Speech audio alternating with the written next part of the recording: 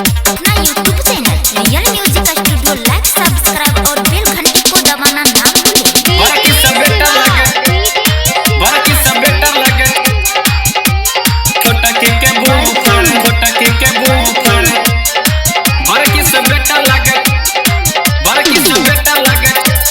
छोटा के बूफर छोटा के बूफर छोटा के बूफर भैया जी के दोगो साली दोनों भी सुपर भैया जी के दोगो साली दोनों भी सुपर बड़की से बेटर लागे छोटकी के बूफर बड़की से बेटर लागे छोटकी के बूफर भैया जी के दोगो साली दोनों भी सुपर भैया जी के दोगो साली दोनों भी सुपर बड़की से बेटर लागे छोटकी के बूफर बड़की से बेटर लागे छोटकी के बूफर बड़की से बेटर लागे छोटकी के बूफर बड़की से बेटर लागे छोटकी के बूफर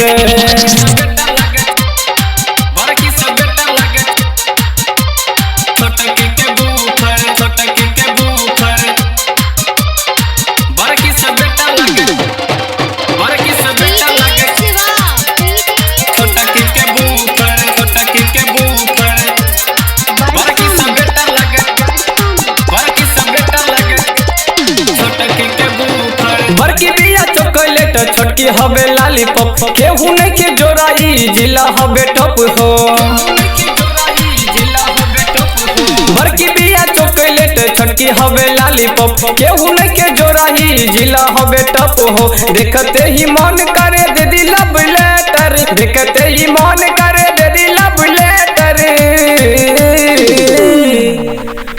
बड़की से बेटर लागे छोटकी के बूफर बड़की से बेटर लागे छोटकी के बूफर बड़की से बेटर लागे छोटकी के बूफर बड़की से बेटर लागे छोटकी के बूफर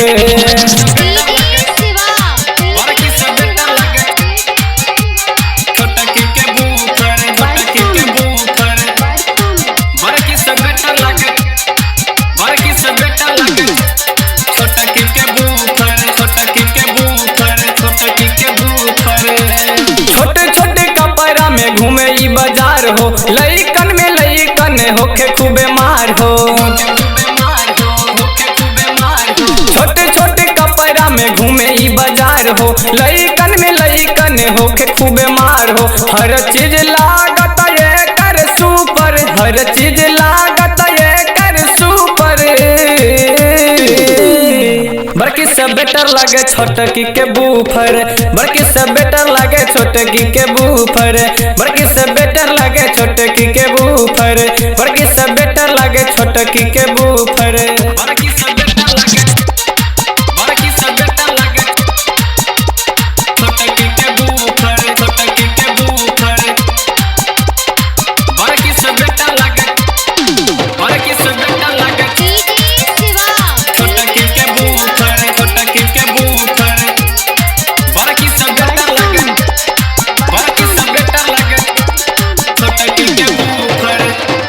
राइटर नोज करेला हो पीछा छोड़ब नहीं जबले पूरी महनाबा के इच्छा राइटर नोज करेला हो पीछा छोड़ब नहीं जबले पूरी महनाबा के इच्छा चिकन चाकन सामान लागे बड़ी ही सुपर चिकन चाकन सामान लागे बड़ी ही सुपर